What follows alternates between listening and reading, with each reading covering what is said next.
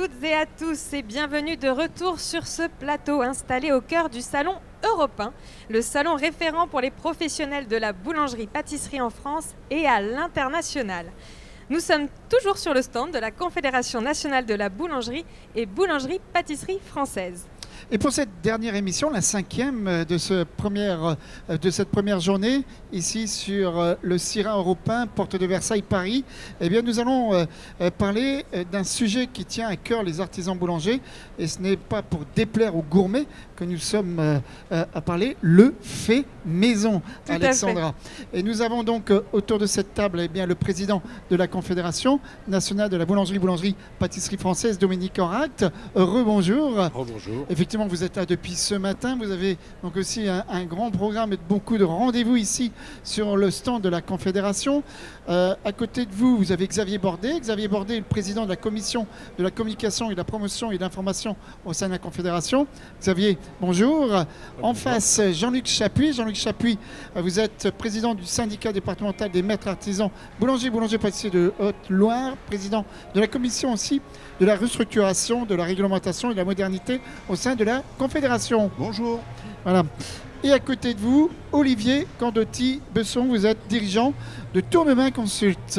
Bonjour. Voilà, le tour est fait de table, Alexandra. Tout à fait, merci Gilles. Nous allons d'ailleurs commencer tout de suite par vous, Dominique Enract. Aujourd'hui, il est impossible de parler de fait maison sans parler du savoir-faire. C'est le cheval de bataille de la marque Boulanger de France qui fête cette année ses 2 ans. Est-ce que vous pourriez nous représenter cette marque, cette charte de qualité et ses engagements ? Tout à fait. Alors la Confédération a souhaité faire une charte de qualité qui allait récompenser, en fait, mettre en valeur les boulangers qui fabriquent leurs produits. Effectivement, un boulanger qui décide de fabriquer prend des employés, prend des matières premières, donc a besoin d'être mis en œuvre. Et c'est vrai qu'aujourd'hui, ce n'est pas toujours facile de voir qui fabrique. Donc cette charte de qualité a pour but de demande, en fait, c'est un boulanger prend la décision de communiquer sur le fait qu'il va fabriquer ses produits, donc le pain qui est réglementé, la pâtisserie, la viennoiserie, mais aussi le snacking, c'est-à-dire tous les produits salés. Mais ça ne s'arrête pas là. En fait, cette charte a aussi un côté RSE, c'est-à-dire qu'il faut qu'il embauche des apprentis, il faut aussi qu'il retraite ses produits, qu'ils prennent plutôt des produits de saison, des produits frais de qualité, respecter les 18 grammes de sel. Et toute cette charte qui est déclarative sera vérifiée par un cabinet indépendant. Donc voilà, c'est ce qui fait que dès le moment où ce boulanger sera validé, il sera boulanger de France. Alors Jean-Luc Chapuis, vous avez dit exactement, nous avons les savoir-faire, mais on ne sait pas le faire savoir. Alors justement, est-ce que les consommateurs ont ce besoin de savoir justement ce que c'est qu'un artisan boulanger ou derrière ce que c'est que le boulanger de France? Oui, tout à fait. Les clients ont besoin de savoir, ont besoin d'être rassurés parce que malheureusement, on a régulièrement des émissions qui mettent un petit peu au pilori les boulangers en disant ils ne fabriquent pas leur viennoiserie, ils ne font pas ci, ils ne font pas ça. Et là, aujourd'hui, de dire qu'effectivement on fabrique, c'est une chose, mais de le prouver grâce justement à cette charte Boulanger de France, là, c'est incontestable. Le boulanger est certifié, un organisme vient vérifier que effectivement l'ensemble des produits sont bien fabriqués par le boulanger ou par ses équipes et c'est fabriqué donc dans la boulangerie. Et là le client, il n'y a aucun doute. On sait que quand on va chez un boulanger de France, le croissant, c'est un croissant fait maison. Le pain au chocolat, c'est un pain au chocolat fait maison. Restauration boulangère, pareil. Est-ce que vous voyez que les consommateurs posent plus de questions justement à son artisan boulanger de France quand il voit cette marque Boulanger de France? Est-ce qu'il s'interroge encore plus? Il est un petit peu plus curieux, j'allais dire, donc sur la qualité qui est proposée. Oui, effectivement, le fait d'avoir justement cette marque-là, ça permet aux clients de se poser des questions. Pourquoi vous êtes boulanger de France? Quelle est votre démarche? Même si auparavant, on fabriquait l'ensemble de ces produits, et c'est ce que nous faisions dans notre établissement auparavant, le fait d'être boulanger de France, encore une fois, on le valide, on le certifie. Et aujourd'hui, les gens ont besoin, le client a besoin d'être assuré. Et d'ailleurs, en parlant de consommateurs, je me tourne vers vous, Xavier Bordet. Vous nous avez dit le consommateur a besoin de le savoir et le boulanger a besoin de le dire. Cette phrase, elle est donc de vous. Vous êtes en tout premier lieu boulanger et vous adhérez à la marque Boulanger de France depuis ses débuts. C'est une fierté pour un boulanger de proposer du fait maison? C'est une fierté et avant tout une reconnaissance. Parce que quand on a voulu créer la marque Boulanger de France, elle est née d'une constatation simple, c'est que nos collègues étaient fiers de faire leurs produits, parce qu'on est avant tout des artisans ou maîtres artisans. Et pour nous, fabriquer, ça fait partie de notre ADN, ça fait partie de notre savoir-faire, ça fait partie des valeurs de la France. Parce que voilà, la boulangerie artisanale, c'est en premier lieu un lien social, c'est un lieu de transmission, c'est un lieu d'échange. Mais par contre, voilà, on avait l'impression à un moment donné que beaucoup d'acteurs venaient nous voler notre image ou venaient nous écorner notre image en se faisant passer pour des vrais artisans boulangers, pour des gens qui font de la qualité, pour des gens qui ont un savoir-faire et qui n'en étaient pas, ou qui tout de moins étaient surtout des gens qui utilisaient le nom boulangerie, parce que vous savez, la boulangerie est protégée, mais il faut fabriquer, pour s'appeler boulanger, il faut fabriquer son pain, donc tous ces produits panifiables qu'on appelle. Mais par contre, il y a un certain nombre de produits, comme les croissants, qui n'étaient pas spécialement obligés d'être fabriqués. Et Boulanger de France est venu rééquilibrer de ce côté-là, est venu donner une fierté à nos collègues artisans et à moi-même, voilà, d'avoir la fierté d'aujourd'hui dire « Je suis Boulanger de France » parce que moi, je fabrique tous mes produits. Et comme l'a dit le président Dominique Enrac, voilà, il y a une charte. Jean-Luc l'a rappelé, derrière, c'est certifié. Donc, on a une vraie légitimité à venir dire « Moi, aujourd'hui, je suis un vrai artisan. Je fabrique tous ces produits-là. Je vous le dis et j'en suis fier. Et vous pouvez me reconnaître au travers de cette marque. » Alors, est-ce que Dominique Enrac, est-ce que vous avez eu l'occasion de croiser des consommateurs qui ont acheté, entre guillemets, du Boulanger de France et quelles sont leurs réactions? Écoutez, on voit déjà, moi je commencerai par les boulangers, déjà, comme disait Xavier, cette fierté. On a vu quelquefois le fait d'indiquer Boulanger de France, les gens redécollent, prennent du chiffre d'affaires. Ensuite, les consommateurs ont aussi une fierté, c'est-à-dire ils sont rassurés. Quelquefois, même un élu dernièrement près de Bordeaux me disait, écoutez, voilà, il y a je ne sais pas combien de boulangeries sur mon chemin. Aujourd'hui, c'est tout à fait facile de voir qui en fait fabrique, qui est artisan.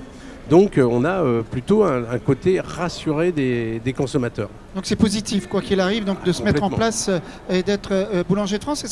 Comment, moi je suis boulanger, demain je veux devenir boulanger de France, comment je fais? Je me renseigne où?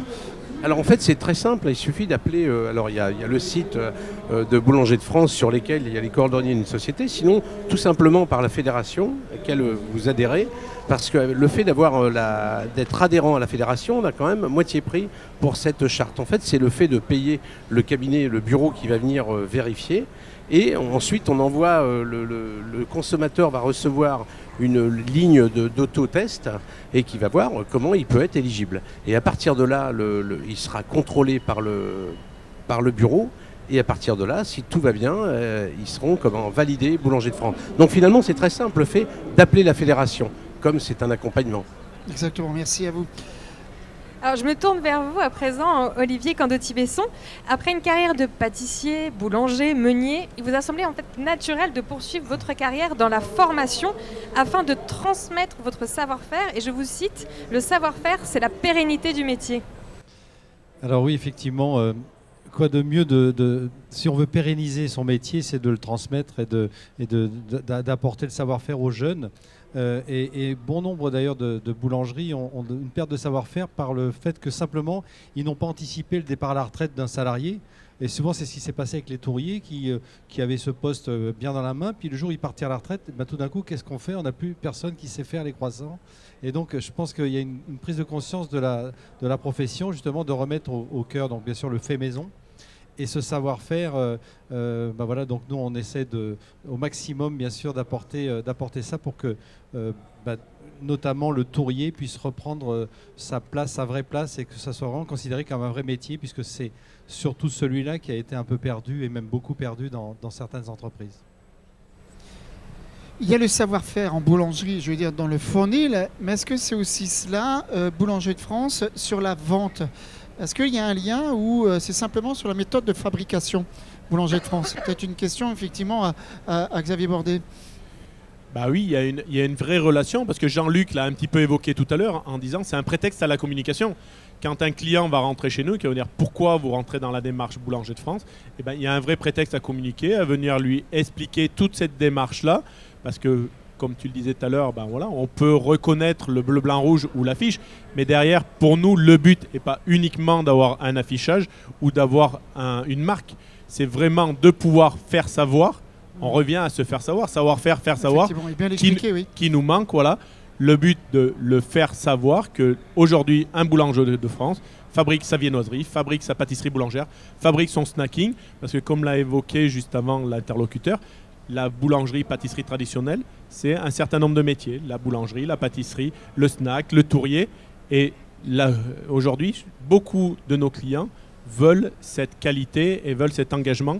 Et pour nos personnels de vente, pour nos talentueux communicants de nos chers métiers, cet avantage-là, Boulanger de France, c'est un prétexte. Voilà. Aujourd'hui, on a fabriqué ça, vous ne le trouverez pas ailleurs.